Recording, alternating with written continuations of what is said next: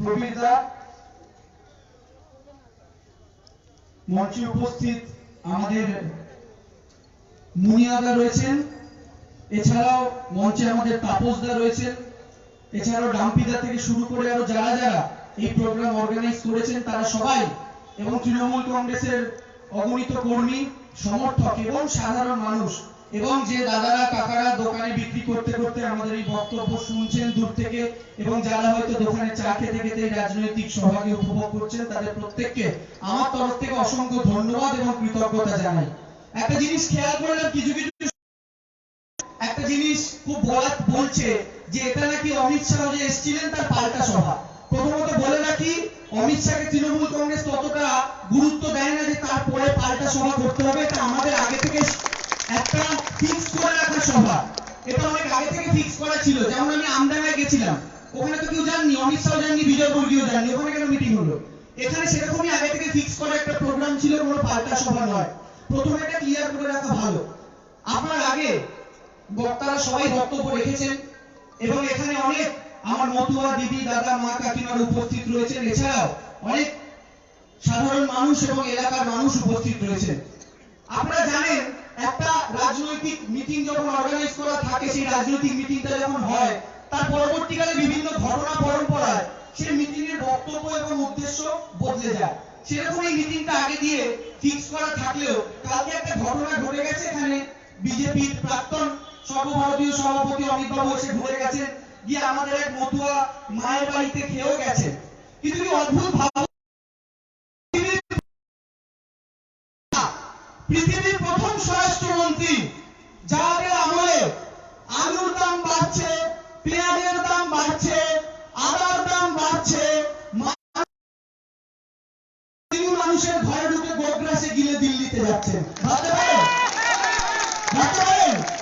সরকারের কাজ মানুষকে খাওয়ানো, এ প্রত্যেকবারই নিয়ে আসেন আর মানুষের বাড়িতে খেয়ে খেয়ে চলে যান। লজ্জা শরম বলতে কিচ্ছু নাই। আমি তো বিশ্বাস করি এটা। এবং শুধু তাই নয়, কালকে আপনাদের এখানে করেছে, আপনারা খবরে দেখেছেন, তার আগে দিন উনি বাঁকুড়াতে মিটিং একটা জায়গায় খেয়েছেন, দেখেছেন তো? আমি একটা কথা বলি, বিজেপির যদি নেতা কর্মীরা আশেপাশে থাকেন, তাদের একটু মনে করিয়ে দিতে চাই, এই জঙ্গলমহল এলাকা যেখানে অমিত বাবু খেয়ে গিয়েছিলেন বাঁকুড়ায়, সেই জঙ্গলমহলে একসময় মানুষ পিঁপড়ের ডিম খেয়ে থাকতো বামফ্রন্টের সময়। সেই আদিবাসী কাকিমা আজকে অমিত শাহ বাবুকে 1500 টাকা কিলো দিয়ে আলু পোস্ত খাওয়াচ্ছে, দামি পেঁয়াজের তরকারি, আলুর তরকারি খাওয়াচ্ছে, তাতে আবার আদার কুচিও থাকছে। তাহলে অমিত শাহ বাবু ভাবুন, মমতা বন্দ্যোপাধ্যায় জঙ্গলমহলকে কোন জায়গা থেকে কোন জায়গায় নিয়ে গেছে। যারা পিঁপড়ের ডিম খাওয়াতো তারা 1500 টাকা কিলো পোস্ত খাওয়াচ্ছে আপনাকে। এটাই তো মমতা বন্দ্যোপাধ্যায়ের উন্নয়ন। আমি বিশ্বাস করি অমিত শাহ বাবু বিহারে প্রচার করে তারপরে বাংলায় এসেছেন। বিহারে বিজেপির অবস্থা খুব খারাপ। এই যে 10 তারিখ রেজাল্ট বেরোবে, সকাল থেকে উঠে দেখবেন বিজেপির নেতারা বেলা হতে এইটা বলবে কেন তারা নির্বাচনে হেরে গেলে, বিহারে ঘটি উল্টাবে। তো আমার কথা, বিহারে অমিত শাহ বাবুরা প্রচার করে বাংলায় এসেছেন। আমি একটা কথা বলতে চাই, বিহারের প্রধান ইস্যু রাস্তাঘাট খুব খারাপ। সাধারণ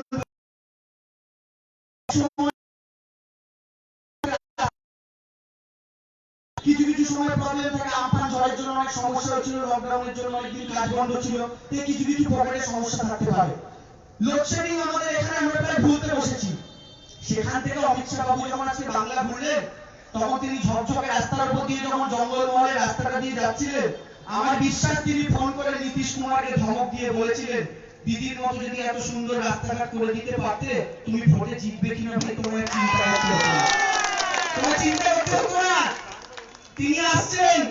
আমরা তো একটা কথা বলি, অমিত শাহ কেন, নরেন্দ্র মোদী কেন, যত বড় বড় নেতা, এই ডোনাল্ড ট্রাম্প হারছেন, জো বাইডেন জিতছেন আমেরিকায়, তিনিও যদি আসেন আমরা সবাইকে স্বাগত জানাই। কারণ আমরা বিশ্বাস করি দেশের স্বরাষ্ট্রমন্ত্রী বাংলায় আসছেন মানে তিনি দেখতে আসছেন কেমন করে কাজ করতে হয় বিজেপি শাসিত রাজ্যগুলোকে শেখানোর জন্য। এইখানে যখন মিটিং করে গিয়েছিলাম এর আগে, আমার মিষ্টির দোকানে দাদা বলছিলেন, ঠিক এই জায়গায় একটা মিটিং করে গিয়েছিলাম আজ থেকে প্রায় 1 বছর আগে। তারপরে কালিয়াগঞ্জ, করিমপুর আর খড়গপুরে 3টে উপনির্বাচন হয়েছিল। আর আপনাদের মনে আছে যে কালিয়াগঞ্জে তৃণমূল কংগ্রেস 58,000 ভোটে পিছিয়ে ছিল। কংগ্রেস জিতেছিল মাত্র 6 মাসে। যে খড়গপুর দিলীপ ঘোষের কেন্দ্র, স্বয়ং দিলীপ ঘোষ, সেই বিখ্যাত মানুষ যিনি গরুর দুধে সোনা খুঁজে পেয়েছিলেন, সেই দিলীপ বাবুর বিধানসভা কেন্দ্র, তিনি ফেলে রেখে গিয়ে ওখানে সাংসদ হয়েছিলেন। সেই খড়গপুর, যেটা তৃণমূল কংগ্রেস তার জীবদ্দশায় পায়নি, সেই খড়গপুর বিধানসভা যেখানে তৃণমূল 48,000 ভোটে পিছিয়ে ছিল, সেটাও তৃণমূল কংগ্রেস 20,000 ভোটে জিতেছে। তাহলে ভাবুন তো, বিজেপি 18টা আসন পাওয়ার পর বিজেপি নেতারা বলা শুরু করে দিয়েছিলেন, এই তো আমরা ক্ষমতায় আসছি, আমরা ক্ষমতায় এসে গেছি। কিন্তু তার ঠিক 6 মাস পরে এমন হোঁচট খেলেন যে সেই হাঁটুর ব্যথা আজও ভুলতে পারেন, অমিত শাহকে মলম লাগানোর জন্য ডাকতে হয়। এই তো হচ্ছে অবস্থা। আর সবচেয়ে বড় কথা আমি একটাই কথা বলি, বিজেপির 18টা আসনে যাওয়ার পেছনে সবচেয়ে বেশি রোল হচ্ছে এই সিপিএম এর পতাকাগুলো দেখছেন, এই লাল পতাকা। কেন রোল? এখানে অনেক মা কাকিমা বসে আছেন, কাউকে কাউকে দেখছি লাল শাড়ি পরে আছেন। আমার মাও লাল ছাপার শাড়ি পরে। আর ছাপার শাড়ির একটা গুণ কি, আপনারা যখন ধোন বাড়িতে আছাড় মেরে মেরে কাচের শাড়িগুলো একটু রংটা ধুয়ে যায় না? তো আমার মা লাল ছাপার শাড়ি একদিন বাথরুমে আছাড় মেরে মেরে কাচে একটা খোলা।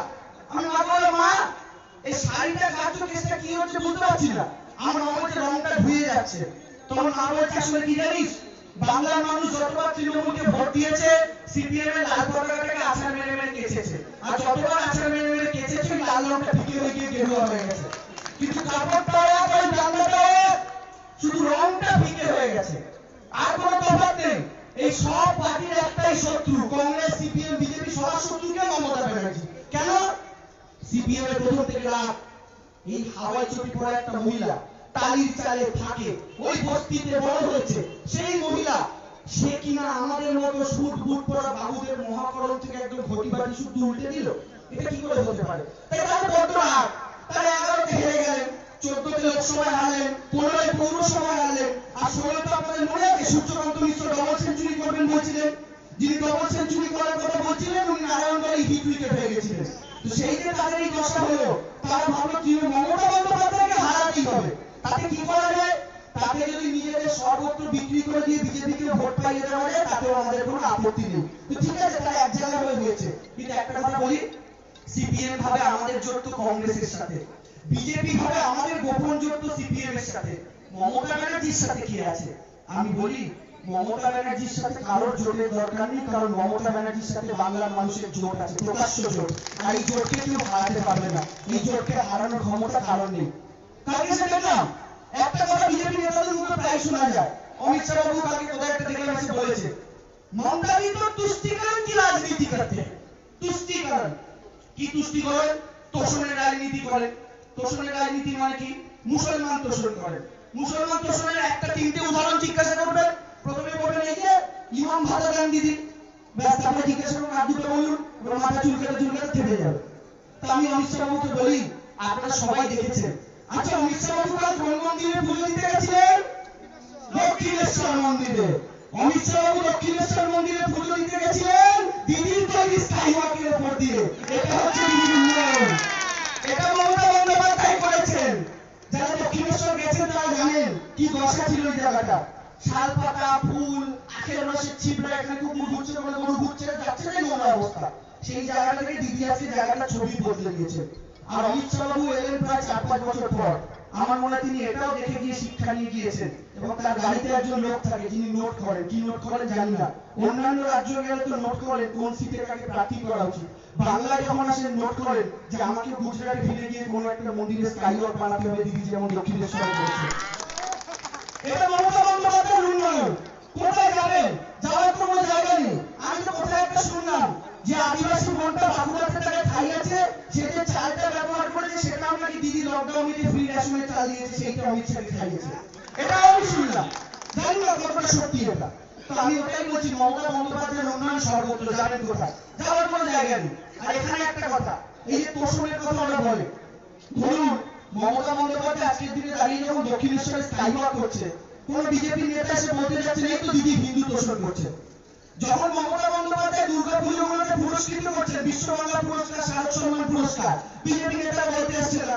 যখন মমতা বন্দ্যোপাধ্যায় দুর্গাপুজোগুলো যারা বাঁচতে পারে, প্রত্যেকটা দুর্গাপুজো কমিটিকে 50,000 টাকা করে দিচ্ছেন, তখন বিজেপি নেতারা বলতে আসছেন না। কিন্তু বিজেপি নেতারা বলতে আসছেন কখন? যখন রাম মন্দিরের ভিত্তিপ্রস্তর স্থাপন উত্তরপ্রদেশে আর বাংলায় লকডাউন পড়ছে, তখন বিজেপি নেতারা কেঁদে কেটে উদ্ধার পার হয়ে যাচ্ছে। আমরা বলছি বাবা উত্তরপ্রদেশে তো ভূমি পুজো, বাংলায় লকডাউন হলে সমস্যা কোথায়? তোমরা কি পুজো করতে? বলে না না না দিদি মুসলিম তোষণের জন্য এই কাজ করেছেন। এবার দিদি যখন বললেন দুর্গা পুজো হবে, এই বিজেপি নেতারা বললেন না না না পুজো হলে তো করোনা ছড়াবে, পুজো হলে করোনা ছড়াবে, উত্তরপ্রদেশে রাম মন্দিরের ভূমি পুজো হলে কি ভ্যাকসিন লাগবে মানুষের গায়ে? হ্যাঁ, কোথাকার কথা, কোথাকার যুক্তি? এই হচ্ছে বিজেপি নেতাদের বর্তমানে অবস্থা। তাদের বলার কিছু নেই, করার কিছু নেই, শুধুমাত্র খুঁচিয়ে খুঁচিয়ে একটা রাজনৈতিক ধার তৈরির চেষ্টা করে। আর বাংলার সংবাদ মাধ্যম তো স্বাভাবিক, সেগুলো দেখাবেন। অমিত শাহ এসছেন, অমিত শাহ কিছু একটা বলবেন, তারা দেখাবেন, তারা খবর করবে, সব ভালো। কিন্তু একটা কথা বলুন তো, গত বছর আমি যখন এখানে মিটিং করে গেছিলাম, তখন বিজেপি নাগরিকত্ব আইন লোকসভায় আনছিল, অর্থাৎ সিএএ, সিটিজেনশিপ অ্যামেন্ডমেন্ট অ্যাক্ট, যেটা এখন হয়ে গেছে। আজকে 1 বছর হয়ে গেছে, একজন ওপার বাংলা থেকে আসা মানুষ আমাকে হাত তুলে বলুন বিজেপি আমাকে নাগরিকত্বের সার্টিফিকেট দিয়েছে। গত ডিসেম্বর বিলটা পাস হয়েছে, দেয়নি। নাগরিকত্ব বিলের রুলস তৈরি হয়নি, কেন দেয়নি? 1 বছর আগে এই মঞ্চে আমি দাঁড়িয়ে বলে গিয়েছিলাম বিজেপি হচ্ছে বাঙালি জাতির সবচেয়ে বড় শত্রু। ওরা গুজরাট বিহারের লোকদের গিয়ে নাগরিকত্ব দিয়ে আসবে, বাঙালিকে কখনো নাগরিকত্ব দেবে না, কারণ এই জাতিটাকে ধ্বংস করা ওদের এক এবং অদ্বিতীয় উদ্দেশ্য। আজকে অমিত শাহ ভোটের আগে মূল্য দেখাচ্ছে, ভেবেছেন বাঙালিও বিহারের মতো, বাঙালিও উত্তরপ্রদেশের মতো, রাজস্থানের মতো মূল্য দেখাবে না, বাঙালি ছুটতে ছুটতে গিয়ে সেটা খপাত করে খেয়ে নেবে। তো হয় না। এই বাঙালি জাতিটা গোটা দেশকে 5টা নোবেল পুরস্কার দিয়েছে। স্যার, আপনারা এত সহজে মূল্য দেখালে বাঙালিকে ভোলাতে পারবেন না। আমাকে একটা কথাকে স্পষ্ট করে বলতে চাই, বিহারের মুঙ্গের বলে একটা জায়গা রয়েছে, আপনারা জানেন? এবছর সেই বিহারের মুঙ্গেরে দুর্গা পুজো করার জন্য ওখানকার বাঙালিদের উপরে বিহারের বিজেপির পুলিশ বাহিনী গুলি চালিয়েছে। বাঙালি মা ভাই বোনেরা বিসর্জনের সময় মা দুর্গার মূর্তিটাকে আঁকড়ে ধরেছিল, তাদের উপরে গুলি চালিয়েছে, আমাদের বাঙালি ভাই বিহারে মারা গেছে। আজকে বাংলায় মমতা বন্দ্যোপাধ্যায় দুর্গা পুজো শুধু আয়োজন করছেন তাই নয়, মা দুর্গার বিসর্জনের জন্য কার্নিভাল আয়োজন করছেন। আর বিজেপি বিহারে কি করছে? সেই মা দুর্গার বিসর্জন নিয়ে যে বাঙালি ভাই বোনেরা যাচ্ছে তাদের বুকের উপর গুলি চালাচ্ছে। এই বিজেপি হিন্দুত্বের জ্ঞান দিতে আসে বাংলায় দাঁড়িয়ে? লজ্জা শরম নেই এদের? উত্তরপ্রদেশে যোগী আদিত্যনাথ কি বলল? এই করোনা পরিস্থিতিতে রামলীলা করা যাবে কিন্তু দুর্গা পুজো করা যাবে না, সার্বজনীন দুর্গোৎসব করা যাবে না। আমি বলি রামলীলা মানে রাবণ পোড়ানো এবং একটা নাটকের মতো হবে, তাতে হাজার হাজার লোক জমায়েত হয়, তাতে করোনা ছড়াবে না। আর বাঙালির দুর্গা পুজো করতে গেলে করোনা ছড়াবে। তাহলে বুঝুন, বিহারে দুর্গা পুজোর উপর আক্রমণ, উত্তরপ্রদেশে দুর্গা পুজোর উপর আক্রমণ, দুটোই বিজেপি শাসিত রাজ্য। আরেকটা বাকি থাকলো আমাদের পাশে ত্রিপুরা। ত্রিপুরাটা বাঙালি রাজ্য, জানেন? উত্তরপ্রদেশও নয়, বিহারও নয়। ওই ত্রিপুরাতে 2018 বিজেপি ক্ষমতায় এসেছে। এসে কি করেছে জানেন? 2019 সালে দুর্গা পুজো থেকে 2 দিন ছুটি বাড়িয়ে দিয়েছে। আর এই বছর ত্রিপুরার ক্যালেন্ডারে দুর্গা পুজোর ছুটি কদিন ছিল জানেন?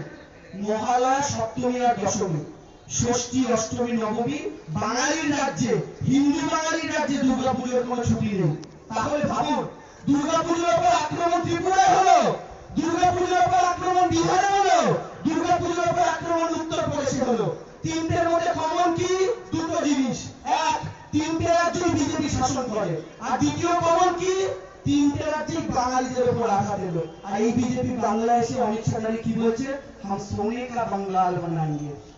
অমিত শাহ বাবুকে একটা প্রশ্ন করতে চাই, দিলীপ বাবু তো গরুর দুধ থেকে সোনা খুঁজে পান, তো আপনি একটা কথা বলুন তো, গোটা বাংলাটা সোনায় মুড়তে হলে কতগুলো গরুর দুধ দোয়াতে হবে? একটা অঙ্ক অঙ্কটা করতে পারবে? দিলীপ বাবু তো মনে গরুর দুধে সোনা আছে, তো বাংলা সোনায় মুড়বে। গরুর সন্তানটাই তার মায়ের দুধ খেতে পারবে না, ওই দুধ দিয়ে তিনি সোনা বার করে বাংলাকে সোনায় মুড়বেন। বিদ্যাসাগরের মূর্তি ভেঙে গিয়েছিল গত বছর প্রচার করতে এসে অমিত শাহের গুন্ডা বাহিনী। নরেন্দ্র মোদী বাংলার মিটিং এসে কি কথা দিয়েছিল জানেন?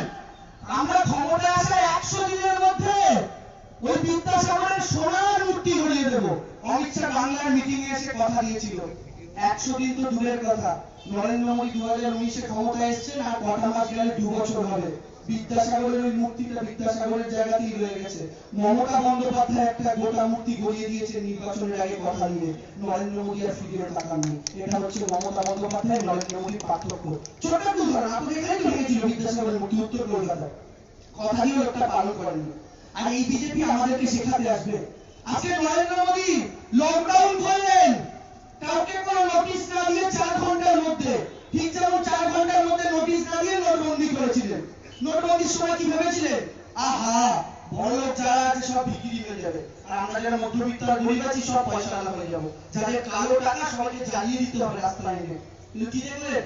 আপনি আমি যে ব্যাংকের লাইনে দাঁড়িয়েছিলাম, কোন কোটিপতিকে দেখেছেন আপনার সাথে লাইনে দাঁড়াতে? দাঁড়ায়নি।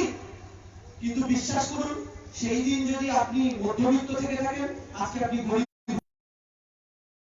থেকে থাকেন, আজকে আপনি বিক্রি হয়ে গিয়েছেন। কিন্তু বিশ্বাস করুন, যাদের কাছে কালো টাকা থাকার সম্ভাবনা ছিল, সেই নরেন্দ্র মোদী বন্ধু বড় বড় শিল্পপতি, তাদের 2 বছরে কারো সম্পত্তি 60% বেড়েছে, কারো 90% বেড়েছে। তাহলে নরেন্দ্র মোদী নোটবন্দি কাদের জন্য করেছিলেন? তার শিল্পপতি বন্ধুদের জন্য। কিন্তু আপনাকে কি বলেছিলেন? নোটবন্দি হবে আপনার জন্য। এনআরসির গল্পটা ঠিক এরকমই, আপনাকে বলবে হবে আপনার জন্য, কিন্তু আসলে তিনি তার শিল্পপতি বন্ধুদের জন্য করতে চান। এনআরসি করে বাঙালিকে ভাগাবে, ডিটেনশন ক্যাম্পে ভরবে, আর আপনি যে ডিপোর্টার হবেন, আপনার জমি হয়ে যাবে কেন্দ্রীয় সরকারে, আর আপনার জমি দিয়ে কেন্দ্রীয় সরকারের আপনার জমি জমা দোকান সব বুলডোজার দিয়ে গুড়িয়ে দিয়ে এখানে আম্বানি আদানিদের নতুন করে শপিং মল গড়ে উঠবে।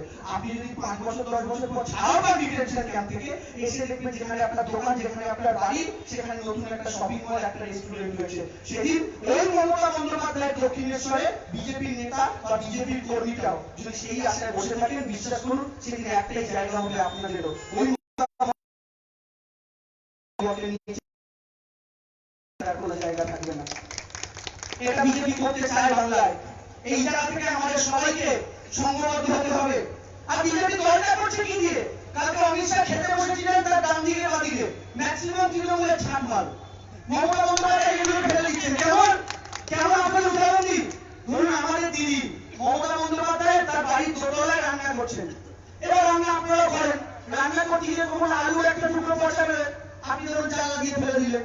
পেঁয়াজের একটা টুকরো পচা বেরোয়, আপনি জানলা দিয়ে ফেলে দিলেন।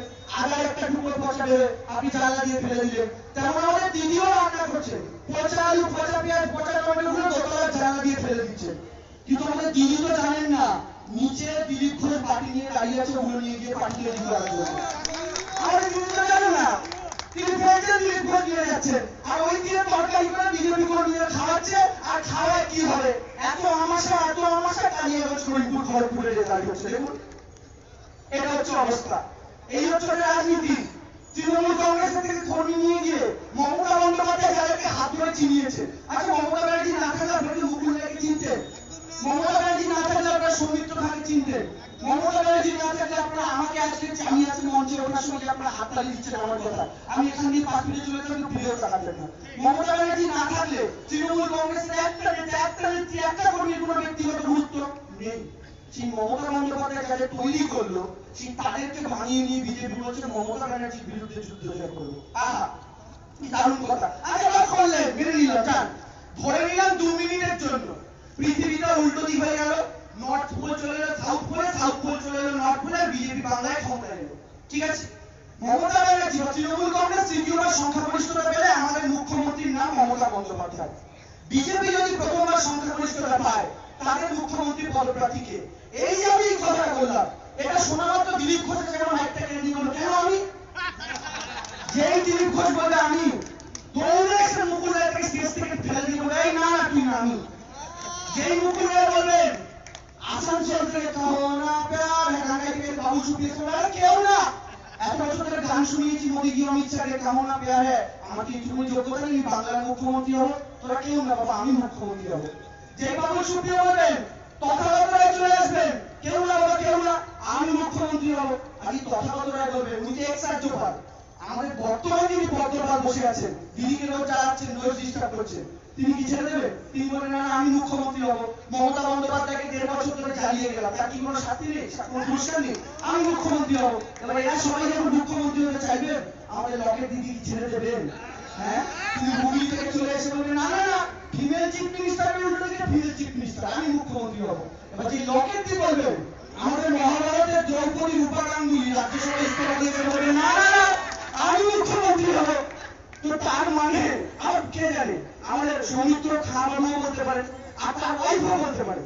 তার ওয়াইফকে জানেন তো, লাইভে এসে তিনি তার বরের মাথা বেছে দিচ্ছিলেন।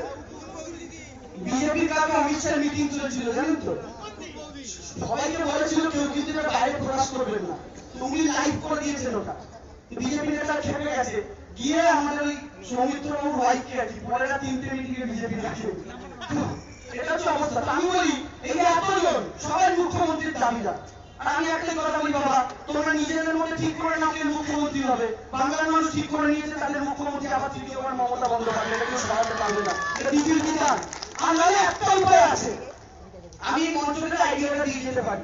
যদি না বিজেপির কোনো মন্ডল সভাপতি উপমন্ডল সভাপতি অনেক আছে না, তারা যদি থাকে তাহলে তো আইডিয়াটা দেবেন কি, ধরুন সোমবার মুখ্যমন্ত্রী হবে দিলীপ ঘোষ, মঙ্গলবার আপনাদের মুখ্যমন্ত্রী হবে মুকুল রায়, বুধবার আপনাদের মুখ্যমন্ত্রী হবে বাবু সুপ্রিয়, বৃহস্পতিবার একটা ফিমেল মাঝখানে একটু চেঞ্জ লকেট চ্যাটার্জি, বৃহস্পতিবার তথাগত রায়, শুক্রবার জগদীপ ধনকর, শনিবার রূপা গাঙ্গুলি এবং রবিবার ছুটির দিন 5 জনের মধ্যে 6 জনের মধ্যে লটারি হবে, যে জিতবে সে একদিন এক্সট্রা মুখ্যমন্ত্রী। রাজি রাজি?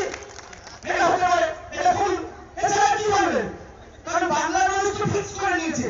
আপনারা 2019-এর ভোটের সময় দাঁড়িয়ে বলেছিলেন আমাদের প্রধানমন্ত্রী নরেন্দ্র মোদী, তোমাদের পদপ্রার্থীকে।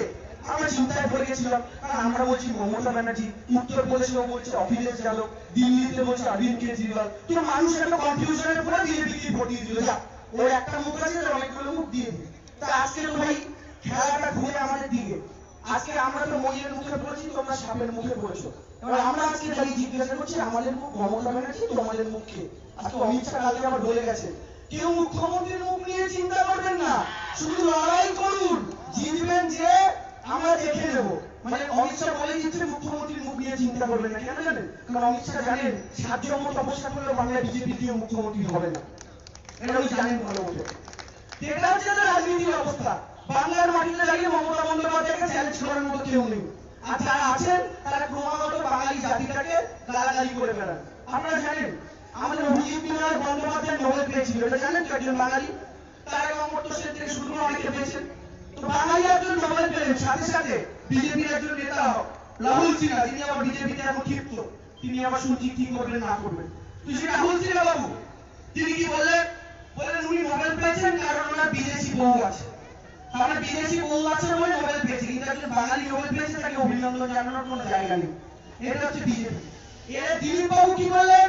বাঙালি জাতির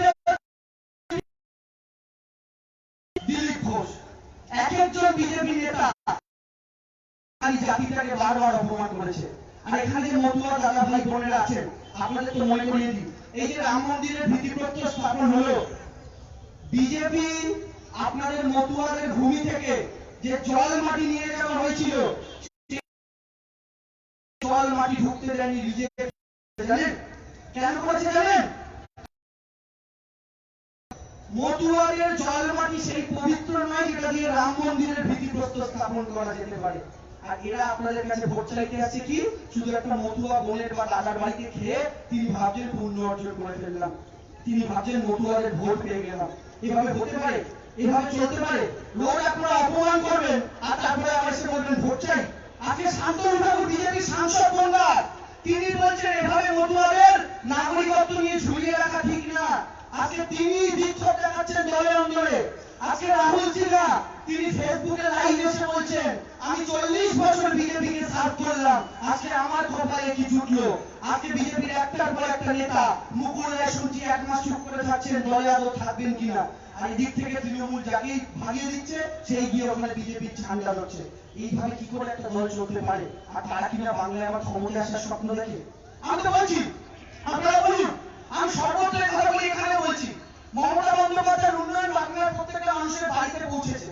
কেউ না কেউ কোনো না কোনো প্রকল্পের সুবিধা পেয়েছে, এটা নতুন করে বলার অপেক্ষা রাখে না। কারণ আমি যারা বলবো তার চেয়ে ভালো, আমি যদি এক দাদার কাছে যাই রাস্তা দিয়ে যদি যাচ্ছেন তিনি ভালো বলে দিতে পারবেন মমতা ব্যানার্জি কি কাজ করেছেন। কিন্তু আমি তাও এই গল্পটা আমি সর্বত্র বলি, এখানেও বলবো।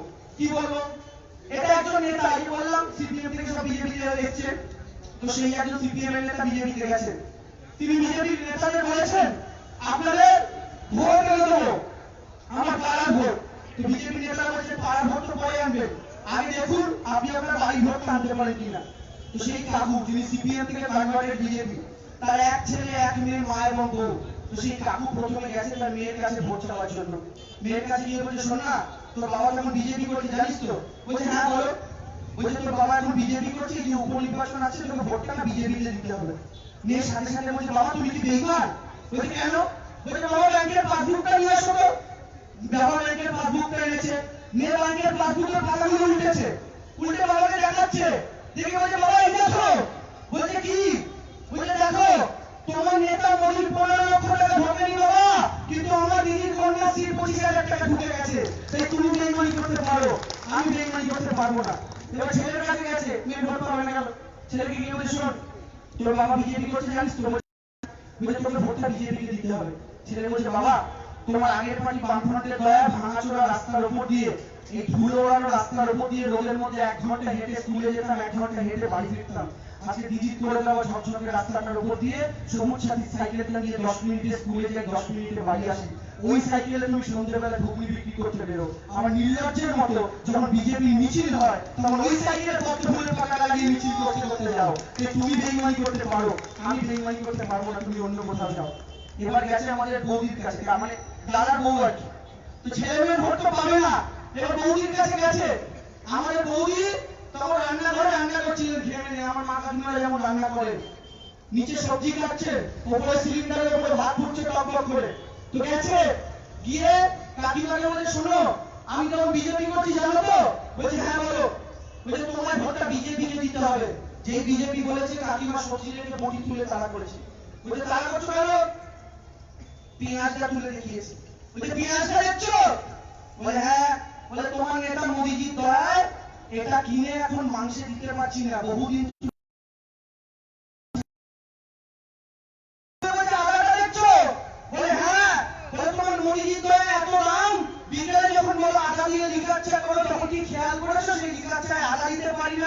রেখে দিয়েছে। এবার আলুটা তুলে বলেছে এটা দেখছো, বলে হ্যাঁ, বলে তোমার মোদিজির দয়ায় এটা এত দাম, তোমার ছেলে যখন বলে আলু চচ্চড়ি করে দাও, তাকে ছোলা মিশিয়ে ঘুগনি করে দিয়ে আলু চচ্চড়ি দিতে পারি না, রেখে দিয়েছে। এবার পেছনে গ্যাস সিলিন্ডারটা দেখিয়ে বলি গ্যাস সিলিন্ডারটা দেখেছো, বলে হ্যাঁ, বলে গ্যাস সিলিন্ডারটার দাম বাড়িয়েছে তোমার নেতা মোদি, এবং এটা ভর্তুকির টাকাটা ব্যাংকে পাঠানো বন্ধ করে দিয়েছে তোমার নেতা মোদি। এবার হাড়িটা দেখিয়েছে, বলছে ওর উপরে হাড়িটা দেখছো, বলে হ্যাঁ, বলে হাড়িতে ফোটা ভাতটা 2 টাকা চালটা দিয়েছে আমার দিদি, যেটা খেয়ে আমার ওর নামে বিরোধিতা করতে যাবে। তুমি বেইমানি করতে পারো, আমি বেইমানি করতে পারবো না, তুমি অন্য কোথাও যাও। বউয়ের ভোট গেল, এবার বুড়ি মায়ের কাছে গেছে, মা অসুস্থ হসপিটালে ভর্তি ছিলেন, এখন কিছুটা সুস্থ। মা কি বলছে মা তোমার ছেলে বিজেপি করছে, তুমি বিজেপিকে ভোটটা দেবে তো? আর যেই বিজেপি বলেছে মা সোজা হয়ে বসে ছেলেকে এক থাপ্পড়। ছেলে আয়নার সামনে দাঁড়িয়ে দেখছে গাল আর কানের রং হয়ে গেছে আগের পার্টি সিপিএম এর পতাকার মতো, লাল টকটক করছে। বলছে মা মারা গেল, বলছে শোন গত মাসে যখন হাসপাতালে ভর্তি হলাম, ডাক্তার প্রেসক্রিপশন ধরালো, ওষুধের দাম দেখে বলি মাগো এত দামি ওষুধ তোমায় খাওয়াতে পারবো না, আমার তোমায় মনে হয় বাঁচাতে পারবো না। ভুলে গেছিস মমতা তৈরির নতুন হাসপাতাল আর ন্যায্য মূল্যের ওষুধের দোকানটা ছিল বলে তোর মা জ্যান্ত খানের ওপরে বসে আছে, না হলে দেওয়ালে ছবি হয়ে ঝুলতো। তুই বেইমানি করতে পারিস, আমি বেইমানি করতে পারবো না, তুই অন্য কোথাও যা। ছেলে মেয়ে বউ মা কারো ভোট ছেলে পাবে না, কি করবে নিজের ভোটটা জন্য নিজে দিক, গোটা বুথ থেকে অন্তত একটা ভোট থাক বিজেপি। তো ভোট দিতে গেছে, নিজের ভোটটা নিজে দিয়েছে, দিয়ে যখন বাড়ি ফিরেছে গেটের সামনে মা বউ ছেলে মেয়ে দাঁড়িয়ে, ওই বুড়ি মা বলছে তোমাকে ঢুকতে দেবো না ঘরে। বলছে কেন, বলছে তুই মমতার সাথে বেইমানি করে এসেছিস। ছেলের সাথে সাথে বসে পড়েছে, বসে মায়ের পাটা ছুঁয়েছে, ছুঁয়ে বলছে মা বিশ্বাস করো ইভিএম মেশিনের সামনে গিয়ে 2 মিনিট দাঁড়িয়েছিলাম, প্রিসাইডিং অফিসার তারা দিচ্ছে তাড়াতাড়ি করুন, অনেক লম্বা লাইন, অনেক লম্বা লাইন। যতবার হিন্দু মুসলিম পাকিস্তান মনে পড়েছে ততবার পদ্ম ফুলের কাছে আঙুলটা নিয়ে গেছি। কিন্তু বিশ্বাস করো যখন তোমাদের 4 জনের হাসি মুখ মনে পড়েছে আমিও জোড়া ফুটি নিয়ে চলে এসেছি, আমিও বেইমানি করতে পারিনি, আমারটাও বেইমানি করা সম্ভব হয়নি। এটা প্রত্যেকটা পরিবারের গল্প। আর বিজেপি নেতারা মিছিল করবেন, মিটিং করবেন, বাড়ির মানুষের উত্থান অব্দি যাবেন, কিন্তু মানুষের মনের মধ্যে যে জমিটা মমতা ব্যানার্জি কিনে রেখে দিয়েছেন ওই জায়গায় পৌঁছবেন কি করে, পারবেন না। আর এই দেখবেন কিছু বলতে গেলেই আপনি কোন রকম ইস্যু নিয়ে আপনি পেঁয়াজের দাম নিয়ে বলবেন, নরেন্দ্র মোদী কেন গ্যাসের ভর্তুকির টাকাটা পাঠানো বন্ধ করে দিয়েছেন, নলেই পাচ্ছেন না, প্রথমে বলছিলেন না গ্যাসের ভর্তুকির টাকা ব্যাংকে পাঠিয়ে দেবে, ওটাও ছেড়ে দিয়েছেন মোদীজি, বুঝতে পেরেছেন তো? তো আপনি প্রশ্ন করবেন এগুলো, আপনি প্রশ্ন করবেন 22 কোটি চাকরি কেন দেশে নষ্ট হলো, আপনাকে ঘুরিয়ে দেবে কি আরে ভগবানের নামে স্লোগান দেয়, তাই না?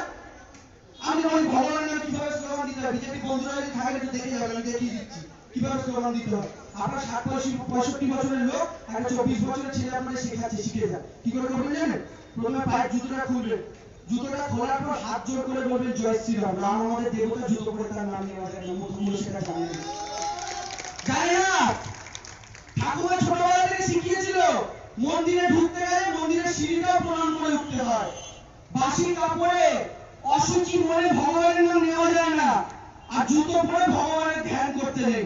কিন্তু বিজেপির সবকটা নেতা কর্মী পায়ে জুতো পরে মাছ মাংস ঠুসিয়ে বাসি জামায় এই স্লোগান দিতে দিতে যাবে, আর জয় শ্রীরাম বলতে বলতে যাবে পায়ে জুতোটা দিয়ে। লজ্জা সরো কিচ্ছু নেই। এটা কি প্রমাণ হয়? রামের প্রতি তাদের ভক্তি নেই। রামের ভক্তিকে ব্যবহার করে ইভিএম মেশিনে পদ্ম ফুল চাষ করার ধান্দা। আমি বলি ওই পদ্ম ফুল মা দুর্গা পুজোতেও লাগে, আর একটা পদ্ম ফুল কম হওয়ার জন্য রামচন্দ্র তার চোখটা একটা চোখ বার করে মা দুর্গাকে অঞ্জলি দিতে গেছিল, যে কারণে মা দুর্গা অকাল বোধন হয়েছিল, যেটা পুজো আমরা এখন পালন করি। বিজেপি বন্ধুদের কাছে বলি, আপনার সিম্বলটা তো অনেক সাত করে পদ্ম ফুল রেখেছেন, কিন্তু পদ্ম ফুলটাকে এই পর্যায়ে নামিয়ে আনবেন না যে পদ্ম ফুলটা মা দুর্গার কাছে যাওয়া পদ্ম ফুল ডোবার পদ্ম ফুল না হয়ে পাকের গোবরের পদ্ম ফুল হয়ে থাকে। দয়া করে এই জায়গায় নামিয়ে আনবেন না। বাংলার মানুষ অনেক ভালো আছে, বাংলার মানুষকে ভালো থাকতে দিন। কি সুবিধা জানেন ধর্মের বিভাজন করা? একটা এক্সাম্পল দেখুন, দেখুন আপনারা একবার এখানে আলোচনা করছেন পেঁয়াজ আর আলুর দাম নিয়ে। কালকে ধরুন আপনি খবরে পড়বেন চীনের সাথে ভারতের যুদ্ধ লাগছে, বর্ডারের মধ্যে বোম নিয়ে সবাই প্রস্তুত, চীনও প্রস্তুত, ভারতও প্রস্তুত। পরশু দিন থেকে আপনারা কিন্তু পেঁয়াজের আলোচনা ভুলে যাবেন। আপনি পেঁয়াজ ছাড়া মাংস খাচ্ছেন, পাঠা খান, মুরগি খান, আপনি আলোচনা করবেন না। আপনি করবেন মোদিজি দেখেছিস তো 5টা ফাইটার প্লেন ওখানে বসিয়ে দিচ্ছে, বোমটা মেরে দিল। এই করতে করতে যে 5টা সপ্তাহ আপনার থেকে পেঁয়াজ আলুর টাকাটা লুটে নিল, বিজেপির বড় বড় শিল্পপতি মজুমদারদের ইনকাম হয়ে গেল। তারপরে হঠাৎ করে শুনবেন ভারত আর চীনের মধ্যে সম্পর্ক এখন অনেকটা শান্ত, যে যার প্লেন নিয়ে যে যার জায়গায় ফিরে এসছেন, কিন্তু আপনার পেঁয়াজের প্লেনটা উড়ে চলে গেছে। এটা হচ্ছে ওদের পলিসি, এটা আপনি বুঝতে পারবেন না, এটা হলো ঠান্ডা, এটা আপনাকে বুঝতে দেবে না। আর সেই জায়গায় গিয়ে ধর্মীয় বিভাজন কি আর বললেন হিন্দু মুসলিম কি লাভ হয় জানেন? আরে ধরুন আপনাদের উদাহরণ দিই, এই মাঝখান থেকে আমি ভাগ করে দিলাম আপনাদের মধ্যে, এই যে মাঝখানটা ফাঁকা রয়েছে, আপনারা হচ্ছেন এ টিম আর আপনারা হচ্ছেন বি টিম, এই মাঝখান থেকে একটা পাঁচিল তোলা, পাঁচিল তোলা। এবার আমি আপনাদের গিয়ে বি টিমের নামে উল্টো পাল্টা কথা বললাম, এটা কেউ শুনতে পেলো না, আর আপনাদের নামে বি টিমের কাছে গিয়ে উল্টো পাল্টা কথা বললাম, এটা কেউ শুনতে পেলো না। এবার আপনাদের মধ্যে রাগারাগি হয়ে গেল, এবার পাঁচিলটা আমি সরিয়ে নিলাম, আপনারা মারামারি শুরু করে দিলেন নিজেদের মধ্যে, এ ওকে গালাগালি করতে শুরু করলেন, ওকে গালাগালি করতে শুরু করলেন। এবার যখন আপনারা গালাগালি করতে শুরু করবেন, আমি কি করবো জানেন? আমি আস্তে করে মঞ্চের উপর দিয়ে ডেস্কটা তুলে আমার গাড়িতে ভরবো, আস্তে করে কার্পেটটা গুটিয়ে নিয়ে আমার গাড়িতে ভরবো, আস্তে করে পেছনের ব্যানারটা গুটিয়ে নিয়ে আমার গাড়িতে ভরবো, এই ফুলগুলো তুলে আমার গাড়িতে ভরবো। যেই ঝগড়া থামিয়ে আপনারা স্টেজের দিকে তাকাবেন, দেখবেন কি দেবাংশুগুলো সব ছেড়ে দিয়ে চলে গেছে। মোদিজি ওই ফর্মুলা করছেন, আপনারা ঝগড়া করলে দেশটা ভাঙা করে দিচ্ছে, বুঝতে পারলেন? এটা ফর্মুলা। আপনারা কিন্তু বলছি ঝগড়া না করে ধর্মের বিভেদ না করে সোজা দিল্লির দিকে তাকিয়ে থাকুন। যখনই একবার পাকিস্তানের সাথে যুদ্ধ ভাব আসে, ওদিকে ইমরান খান গালাগালি দিচ্ছেন, এদিক থেকে নরেন্দ্র মোদী গালাগালি দিচ্ছেন, হঠাৎ তখনই সোনালী কাকে বিএসএনএল বেঁচে দিল। তারপর দিন চীনের সাথে ঝামেলা পড়ে, তারপরে তিনি সোনালী ভারত পেট্রোলিয়াম বেঁচে দিল। কদিন আগে আবার চীনের সাথে ইয়ে হয়েছে, এখন কি শুনছি রেল বেঁচে দিচ্ছে। রেল বেঁচে দিচ্ছে মানে এক একটা ট্রেন আদানি আম্বানিকে বেঁচে দিচ্ছে। কিভাবে এটা বেঁচে দিলে? আপনি দীঘায় ঘুরতে যান বছরে একবার কি দুবার, আপনি 120 টাকা টিকিট কেটে দীঘায় ঘুরতে যান, ওটা এবার 520 টাকা টিকিট কেটে যাবেন, কেউ কিছু বলার থাকবে না। কেন জানেন?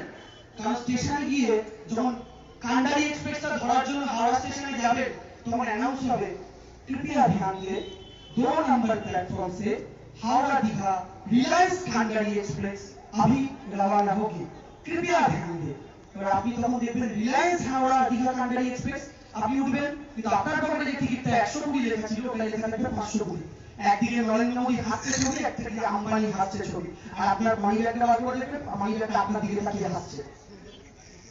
এইটা পলিসি নরেন্দ্র মোদী। সব অলরেডি দুটো এয়ারপোর্ট অলরেডি প্রাইভেট কোম্পানির কাছে বেচে দিয়েছে। ম্যাঙ্গালোর এয়ারপোর্ট আদানির কাছে বেচে দিয়েছে, ব্যাঙ্গালোর। ভাবুন, অলরেডি বেচা শুরু করছে, কিন্তু প্রশ্ন করার কেউ নেই, কারণ ওরা আসল প্রশ্নের উত্তর দেয় না। ওরা ধর্ম, এনআরসি, সিএ, হিন্দু, মুসলিম, পাকিস্তান, তোষণ ইত্যাদি গল্পে আপনাদের মাথা রাখতে চায়। কিন্তু একটা জিনিস কি জানেন তো, মানুষের নেশা কাটে। রাজস্থানে বিজেপি হেরেছে, মধ্যপ্রদেশে হেরেছে, ছত্তিশগড়ে হেরেছে, দিল্লিতে হেরেছে, ঝাড়খণ্ডে হেরেছে, 10 তারিখ বিহারে হবে। কেন জানেন? এই 2019 বিজেপিকে ভোট দিয়েছিল, কেন জানেন? আমাদের পায়ে একটা কাকু ছিল, কাকুরা খুব মদ খেত, এত মদ খেত, নেশা করে রাত্রিবেলা যখন বাড়ি ফিরতো, পাড়া গলিটা দিয়ে ঢুকতে একবার টলতে টলতে এইদিকে যায়, তারপর টলতে টলতে ওইদিকে যায়, এরকম ভাবে এদিক ওদিক করে করে হাঁটে। তো একবার কাকু যখন যাচ্ছে, একটা লোক দুম করে ধাক্কা মেরেছে বাইক নিয়ে। এবার ধাক্কা মেরেছে, কাকু জোরে লাগার কথা, আমি ভাবলাম হাড় কপাটি ভেঙে গেছে বোধহয়। ও বাবা, কোনো কিছু হয় না, উনি আবার উঠে দাঁড়িয়ে গান গাইতে গাইতে বাড়ি চলে গেলেন। কিন্তু ব্যাপারটা কি হলো, এত জোরে ধাক্কা মারলো, যন্ত্রণা নিয়ে ব্যথা নিয়ে উঠে গান গাইছে। এবার আমি ঘুমিয়ে পড়লাম রাতে। পরের দিন সকালে কাকুর বাড়ি গেছি, একটু খোঁজ তো নেওয়া দরকার কি হলো। দেখলেন কাকুর মা, মানে আমাদের ঠাকুমা ওই পাড়ার, সে দেখলেন কাকুর পিঠে তেল মালিশ করে দিচ্ছে, বরফ মালিশ করে দিচ্ছে, কাকু করে সকালবেলা চেঁচাচ্ছে। আরে কাকু ব্যাপারটা কি, তুমি রাত্রিবেলা ধাক্কা মারলো, অত জোরে ধাক্কা কেউ তুমি দিব্যি গান গাইতে গাইতে বাড়ি এলে, কিন্তু সকালবেলা করছো, ব্যাপারটা কি? তোমার ঠাকুমা বলছে আসলে কি জানিস তো, কালকে এত মদের নেশা করেছিল যে ব্যথাটা টের পাইনি, সকালে যখন মদের নেশাটা কেটেছে এখন ব্যথা বুঝতে পারছে। 2019-এ সার্জিক্যাল স্ট্রাইকের নেশা কেটে গেছে, এখন মানুষের পেঁয়াজ আলুর ব্যথা দগদগ করছে। সেই বদলা বিহারের মানুষ নেবে, বাংলাদেশের মানুষ নেবে, অনেক প্রস্তুত হন। মানুষের নেশা কেটে গেছে, আর সে নেশা নেই। তাই আর হাজার প্রস্তুত করেও এই চেষ্টা যতই করুন না কেন আপনারা করতে পারবেন না। তাই বক্তব্য দীর্ঘায়িত না করে আপনাদেরকে একটাই কথা বলি, আপনারা সবাই সংঘবদ্ধ থাকুন।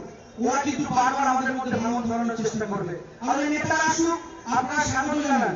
আমি তো বললাম অমিত শাহ বাবু রাজারহাটে যখন এসেছিলেন একটুখানি এগিয়ে গিয়ে ইকো পার্কটা ঘুরে আসতে পারতেন। ইকো পার্কটা দিয়ে এত সুন্দর করে সাজিয়েছে। হ্যাঁ, বোটিং গেলে ওখানে ওনার বোটিং করার ইচ্ছা, তখন উনি বোটিং করে কি সম্পূর্ণ শুধু বুঝতে পারছেন, করেনি, ভালো হয়েছে। কিন্তু একটা জিনিস উনি ঘুরে আসতে পারতেন। আর আমি মমতা বন্দ্যোপাধ্যায় তৃতীয়বার মুখ্যমন্ত্রী হওয়ার পর দিদিকে একটা চিঠি লিখবো, আর চিঠি লিখে অনুরোধ করবো, আমাদের অমিত শাহ বাবু হচ্ছেন অষ্টম আশ্চর্য। আমার ইকো পার্কে 7টা আশ্চর্যের স্ট্যাচু দিদি বানিয়েছে। অমিত শাহর একটা স্ট্যাচু যেন দিদি ভোটে জেতার পর বানান। কেন উনি অষ্টম আশ্চর্য? পৃথিবীতে যেখানেই সরকার গঠনের সমস্যা সবাই অমিত শাহকে ফোন করে যে দাদা 5টা বিধায়ক কিনতে হবে, কোটিখানেক টাকা দেবে, দাদা 5টা সাংসদ কিনতে হবে, কোটিখানেক টাকা দেবে।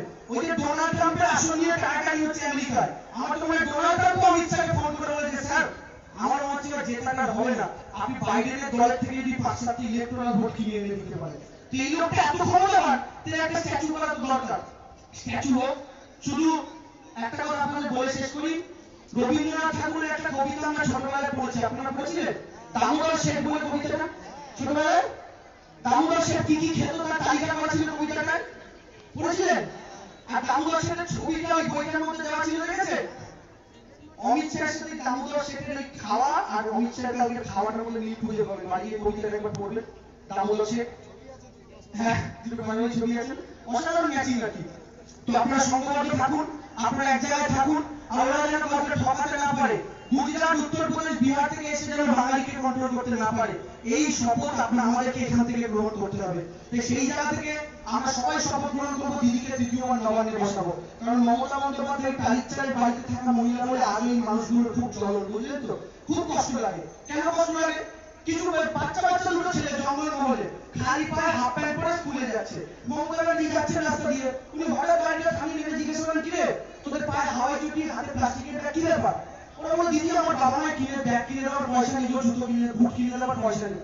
সেই মুহূর্তে মমতা ব্যানার্জি সিদ্ধান্ত নিলেন প্রত্যেকটা প্রাথমিক স্কুলের বাচ্চাদের বাটার জুতো দেওয়া হবে এবং পিঠে সরকারের ব্যাগ দেওয়া হবে। 6 মাস পরে যখন দিদি ওই রাস্তা দিয়ে ফিরছেন, আরো 4টে বাচ্চাকে রেখেছিল স্কুলে যেতে, কিন্তু সেদিন দিদিকে গাড়ির কাঁচ নামিয়ে কিংবা গাড়ির দরজাটা খুলে বাইরে বেরোতে হয়নি। কেন জানেন? কারণ সেদিন প্রত্যেকটা বাচ্চার পায়ে সরকারের দেওয়া জুতো ছিল, সরকারের দেওয়া ব্যাগ ছিল। এটা মমতা বন্দ্যোপাধ্যায়, তিনি গরিবের যন্ত্রণা বোঝেন, কারণ গরিবের মতো কালিচারের বাড়িতে থাকেন। আমফানে যখন আমরা কষ্ট পাচ্ছি, তিনি নবান্নের রাত্রি জেগে বসেছিলেন যে কোনো সমস্যা হলে আমার যেন কালীঘাটের বাড়ি থেকে ইনফরমেশন দিতে না হয়, আমি নবান্ন থেকে এটা কন্ট্রোল করতে পারি। আর দিকে নরেন্দ্র মোদী থেকে অমিত শাহ, কাউকে দেখেছেন করোনা লকডাউনে অমিত শাহকে দেখেছেন? যখন আমফানে বাংলা বিধ্বস্ত অমিত শাহকে, উল্টে আমফানে বাংলা বিধ্বস্ত হওয়ার পরের দিন এসে রাজনৈতিক ভাষণ দিয়ে আবার চলে গেছিলেন। মনে করে দেখুন, বাংলার বিপদে তাদেরকে দেখতে পাওয়া যায় না। উল্টে কি কোনো কাজকর্ম নেই, ঘন্টা বাজাও, থালা বাজাও, প্রদীপ জ্বালাও, কি হবে? মানুষ মনের জোর পাবে। উল্টে এত মনের জোর পেয়েছে দেশে করোনা আক্রান্ত আজকে প্রায় কোটি ছুঁতে চলেছে। এই অবস্থা কি লাভ হলো? ভুল টাইমে লকডাউন করলেন। লকডাউন করার আগে কাউকে অন্তত পরিযায়ী শ্রমিকগুলোকে যে যার জায়গায় ফিরে যাওয়ার টাইম দিতে পারতেন। কারণ সেই দিনকে গোটা দেশে 500টা কেস ছিল। যদি পরিযায়ী শ্রমিকরা যে যার জায়গায় ফিরে আসতো, তারপরে লকডাউন করতেন, করোনাটা ছড়াতো না। কিন্তু উনি কি করলেন? 4 ঘন্টায় লকডাউন করলেন। তারপরে যখন 3 মাস 4 মাস পর খুললেন, তখন পরিযায়ী শ্রমিকদের বললেন তোমরা যে যার বাড়ি ফিরে যাও। তাহলে ট্রেনের ব্যবস্থা নিয়ে কিছু নিয়ে রাজ্যগুলোকে করতে হলো। তারা ঠাসাঠাসি করে বাড়ি ফিরে কি হলো? গ্রামে গ্রামান্তরে সেই পরিযায়ী শ্রমিক দাদা ভাইয়েরা নিজেরাও করোনা আক্রান্ত হলেন। তারা কিন্তু হতেন না যদি সঠিক টাইমে লকডাউনটা তিনি সঠিক প্ল্যান মাফিক করতে পারতেন। তিনি কিছুই প্ল্যান মাফিক করেন না, সমস্ত কিছু সর্বনাশ করে। আর একটা কথা জেনে রাখুন, আজকে আপনারা এখানে অনেকে সবাই প্রায় নাকে মাস্ক দিয়ে দাঁড়িয়ে রয়েছেন। এই মাস্ক আজকে আমাদের পড়তে হতো না, কেন জানেন? যখন আমাদের ভারতবর্ষে প্রথম করোনা কেস আসে, দিদি 3টে চিঠি লিখেছিলেন নরেন্দ্র মোদীকে। কি বলেছিলেন জানেন? যে মোদীজি আন্তর্জাতিক বিমান বন্ধ করুন, মোদীজি আন্তর্জাতিক বিমান বন্ধ করুন, মোদীজি আন্তর্জাতিক বিমান বন্ধ করুন। কারণ করোনা ভারতবর্ষে জন্মায় না, বিদেশের মাটি থেকে এদেশে আসে। এই বিদেশের প্লেন যদি আমরা বন্ধ করে দিই, করোনা ঢুকতে পারবে না। দিদি 3টে চিঠি লিখেছেন, 3টেই নরেন্দ্র মোদী গুটি পাকিয়ে তার ডাস্টবিনে ছুঁড়ে ফেলে দিয়েছেন। বাংলার প্রথম করোনা কেসটা মনে আছে? লন্ডন থেকে আসা এক আধিকারিকের পুত্র, আপনাদের সবাই মনে আছে। সে লন্ডন থেকে আসতে পেরেছিল কি করে? কারণ দিদির কথা অনুযায়ী নরেন্দ্র মোদী আন্তর্জাতিক বিমানটা বন্ধ করেননি, তিনবার চিঠি লেখার পরে। তাই সেদিন দিদির একটা চিঠি যদি একটু খুলে মোদীজি পড়ে নিতেন, তাহলে আজকে আমরা এখানে সবাই উইদাউট মাস্ক দাঁড়িয়ে থাকতে পারতাম। আজকে আমরা দুর্গা পুজোয় হইহই করতে পারতাম, কালী পুজোয় বাজি ফাটাতে পারতাম, করোনা চিন্তা আমাদের করতে হতো না। তাহলে দিদি নোটবন্দির সময় যা বললেন আজ মিলে গেল, দিদি করোনার সময় যা বললেন মোদী শুনলেন না, মিলে গেল। তাহলে Mamata Bandyopadhyay essential commodities act pass হয়েছে, জানেন? বিজেপি কি বলেছে? বলেছে চাল ডাল আলু পেঁয়াজ এগুলো অত্যাবশ্যকীয় পণ্য নয়, তাই যত খুশি মজুত করা যাবে। আগে চাল ডাল অত্যাবশ্যকীয় পণ্য ছিল। সরকার এই যে করোনার সময় আপনার সময় চাল পেলেন, সরকার কি করে এত চাল দিল? কারণ এটা অত্যাবশ্যকীয় পণ্যের আওতায় থাকতো, তাই সরকার মজুত করে রাখতে পারতো। এই যে মোদীজি বলে দিল চাল ডাল এগুলো তেল অত্যাবশ্যকীয় পণ্য নয়, এগুলো আর সরকার মজুত করতে পারবে না। ফলে কালকে যদি আবার একটা মহামারী আসে, যদি আবার কোনো একটা বন্যা হয়, ঝড় হয়, জল হয়, সরকার কিন্তু কাউকে চাল দিতে পারবে না। আমি মনে মনে ভাবলাম, কেন মোদীজি এই সিদ্ধান্তটা নিলেন? কেন হঠাৎ চাল ডাল পেঁয়াজ এরকম অত্যাবশ্যকীয় পণ্যের তালিকা থেকে সরিয়ে দিলেন? তখন ভাবলাম ঠিকই তো, যারা গরুর মুখ আর গোবরকে দিন যাপন করে তারা চাল ডালের গুরুত্ব কি বুঝবে বলুন? তাদের কাছে অত্যাবশ্যকীয় পণ্য হচ্ছে গোবর, গোমূত্র, ঘাস। তাহলে মিষ্টি মিষ্টি ঘাস দিয়ে ছেড়ে দিন, বিজেপি নেতাদের মাটি গুলো করে খাবে। ওটাই ওদের লাঞ্চ, ওটাই ওদের ডিনার। ওরা চালের কথা ভাবে না, ডালের কথা ভাবে না, তেলের কথা ভাবে না, তেলের কিছু যায় আসে না। আর আজকে যখন জিনিসের দাম বাড়ছে, রাজ্য সরকারের কিছুই করার নেই, কারণ অত্যাবশ্যকীয় পণ্য তালিকায় নেই তো ওগুলো, সব কেন্দ্রীয় সরকারের আওতায়। তিনি দামও কমাবেন না, মানুষকে ঝাড়িয়ে জ্বলে মরতে হবে। আবার মমতা ব্যানার্জি যখন প্রতিবাদ করে এগুলো কেন করছেন, তখন বিজেপি নেতারা বলবে দিদি তো প্রতিবাদ করার একটা স্বভাব। হ্যাঁ, দিদি প্রতিবাদ করার একটা স্বভাব। আমি প্রতিবাদ করতে করতে 34 বছরের জগৎলাল পাঠককে সরিয়েছেন। আপনার মতো 303টে আসন পাওয়া লোককে দিদি অনেক 34 বছর ধরে সহ্য করে নিয়েছে। আপনাদেরকে সরাতেও খুব একটা সময় তার লাগবে না। 2021-এর লড়াইটা মনে আছে তো? একটা শেষ কথা বলে শুধু শেষ করি। বিজেপি 18টা আসন পাওয়ার পর বিজেপি নেতারা বলে বেড়াচ্ছিলেন এই তো ক্ষমতায় আমরা এসে গেছি। তাদের সাথে শুধু একটাই ইতিহাস মনে করিয়ে দিতে চাই। কদিন আগে দুর্গাপুজো গেল, সবাই মহালয়া শোনেন তো ভোরবেলা? সেখানে বীরেন্দ্র কৃষ্ণ বাবু যখন বলেন মন দিয়ে শুনবেন, দেবীর সঙ্গে মহিষাসুরের প্রবল যুদ্ধ হয়েছিল। এক সময় মা দুর্গা ক্লান্ত হয়ে গেছিলেন, ক্লান্ত হয়ে একটু বসে পড়েছিলেন। মহিষাসুর অট্টহাসি করে ভেবেছিল যুদ্ধ আমি জিতে গেছি, আর দেবী তো ক্লান্ত হয়ে গেছে, সে কি আর আমায় পরাজিত করবে? মহিষাসুর বিরাট অট্টহাসি এসেছিল। তখন দেবী দুর্গা মধুপান করতে করতে মহিষাসুরকে সদম্বে বলেছিল, গার্জা গার্জা শ্যাম মোরা মধু ইয়াবত পিবাম্যহম মায়াত্তাই হাতেত্তাইবা গার্জা সংখ্যাসু দেবতা। অর্থাৎ তুমি এখন গর্জন করছো, মূর্খ গর্জন করো। এরপর আমি যখন উঠে দাঁড়াবো, আমি যখন মধুপান করে যাব, তখন আমি তোমায় বধ করবো, দেবতারা গর্জন করবে। ইতিহাসটা আমরা জানি।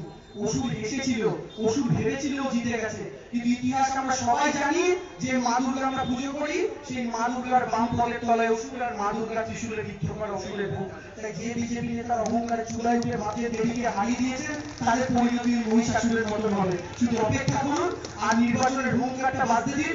মমতা বন্দ্যোপাধ্যায় নবান্ন থেকে বলে উঠবেন, গাছা গাছা শ্যাম মোরা মধু ইয়াবত পিবাম্যহম মায়াত্তাই হাতেত্তাই গার্জা সংখ্যাসু দেবতা। ভালো থাকুন, সুন্দর থাকুন, সুস্থ থাকুন, এবং এই লড়াইতে সবাই সংঘবদ্ধ থাকুন। কে এলো কে গেল ভাবতে হবে না, কে আসুক কে যাক, বাংলার উন্নয়নের ট্রেনিং নিয়ে ফিরে যাক, সবাইকে শিক্ষিত করা আমাদের তো কাজ। সর্বশিক্ষা অভিযানের দায়িত্ব আমাদের সবার। তাই নরেন্দ্র মোদী বা অমিত শাহের মুখ থাকবেন কেন? তারা একটু উন্নয়ন কিভাবে করতে হয় শিখে যান বাংলা থেকে। দিদির বাংলায় সবাইকে স্বাগত জানাই। আর এই অঞ্চল থেকে সবাই সংঘবদ্ধভাবে আমরা লড়াই। কবিতা কবিতা তো বলি, আমার জন্য একটা বলি। ওরা ওরা আমার ছেলে কি চন্দ্রিমালি বই বই শুনিয়ে দিচ্ছে সবাইকে।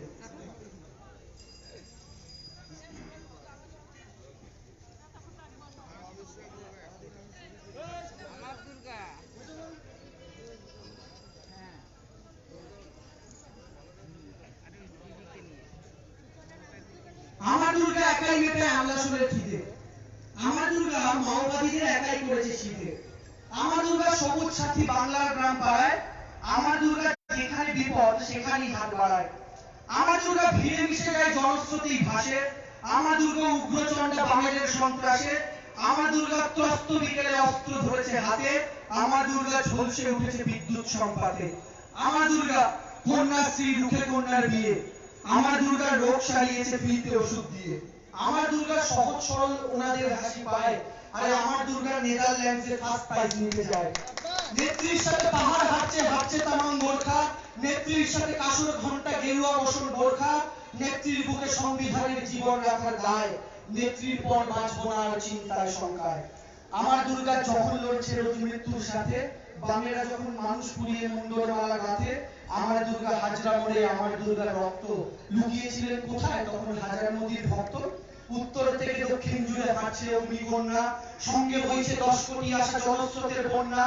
নেত্রীর মনে নাগরিকার মাটি বাঁচানোর জেদ। বামে নেত্রীর কোরআন মন্ত্র দক্ষিণে তার বেদ। আমার দুর্গা দীঘা কলকাতা সুন্দর করে তোলে। আমার দুর্গা যুব ভারতীর বিশ্বকাপের গোলে। আমার দুর্গা রাস্তা আলো আমার দুর্গা জল। আমার দুর্গা জেলায় জেলায় উঠবে চঞ্চল। আমার দুর্গা শিশুর হাসিতে আমার দুর্গা আলো। আমার দুর্গা কান্না মুছিয়ে উৎসব জমকালো। আমার দুর্গা রক্ষা কবচ নবান্নের রাত জাগা। আমার দুর্গা বিপত্তারিণী আমার হাতের তাগা। আমার দুর্গা তোমাদের কাছে হাসির বস্তু তাই। পাহাড়ের মেয়ে সাগরের ছেলে সবার দিদিকে চাই। যে বাংলা খেত প্রিয় পুত্রের রক্ত মাখা ভাত। ওরা কি বুঝবে তাদের কতটা ঘুচেছে নিশির রাত। আমার দুর্গা জ্যান্ত আগুন আমার দুর্গার নারী। সেই দুর্গার বাহন আমরা কামড় দিতেও পারি। আমার দুর্গা বারণ করেছে বদলা চায় না তাই। জয়ধ্বনিতে গগনে বাতাসে তার জয়গান গাই। একটা লাস্ট স্ট্যান্ডা জুড়েছি এক্সট্রা। আমার দুর্গা 10টি হাতে সামলায় 10 দিক। আমার দুর্গা বয়সের সাথে তেজ বাড়ে ততোধিক। আমার দুর্গা 10টি হাতে সামলায় 10 দিক। আমার দুর্গা বয়সের সাথে তেজ বাড়ে ততোধিক। আমার দুর্গা মেতেছে তব ফুৎকারে মঙ্গল। আকাশ মেতেছে তব ফুৎকারে মঙ্গল শঙ্খের। আকাশ মেতেছে তব ফুৎকারে মঙ্গল শঙ্খের। আমার দুর্গা আবার জিতবে অসুর হারবে ফের। আমার দুর্গা আবার জিতবে অসুর হারবে ফের। অসুরের পরাজয় বিধির বিধান। কখনো মহিষাসুর রূপে কখনো দিলীপ ঘোষ অমিত শাহ নরেন্দ্র মোদীর রূপে। বধ দিদির হাতেই হতে হবে, বধ দেবীর হাতেই হতে হবে। Thank you. ধন্যবাদ দিলাম থেকে তার মূল্যবান